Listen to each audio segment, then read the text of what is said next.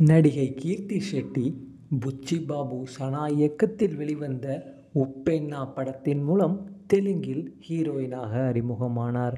இந்த திரைப்படத்தில் கிருத்தியின் அப்பாவாக நடிகர் விஜய் சேதுபதி நடித்திருந்தார். இந்த திரைப்படம் தெலுங்கில் மிகப்பெரிய வெற்றியை பெற்றுக் கொடுத்தது.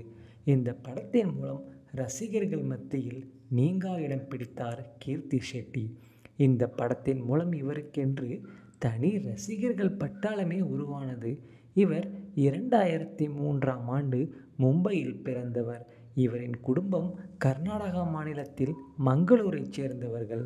இவர் மும்பை கல்லூரியில் சைக்காலஜி துறையில் இளங்கலை பட்டம் பெற்றுள்ளார். இவர் கல்லூரியில் படிக்கும்போது கமர்ஷியல் விளம்பரங்களிலும் நடித்து வந்துள்ளார் கீர்த்தி. இதன் மூலம் இவர் கடந்த 2019ஆம் ஆண்டு ஹிந்தியில் வெளியான சூப்பர் 30 படத்தின் மூலம் திரையுலகிற்கு அறிமுகமானார்.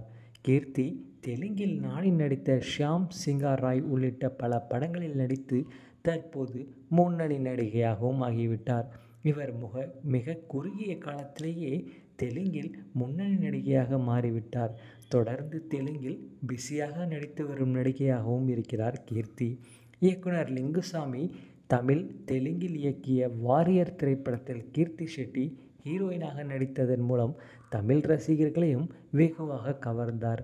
இதனையடுத்து தமிழில் இப்போது பாலா இயக்கத்தில் சூர்யா நடிக்கும் வணங்கான் திரைப்படத்தில் நடித்து வந்தார்.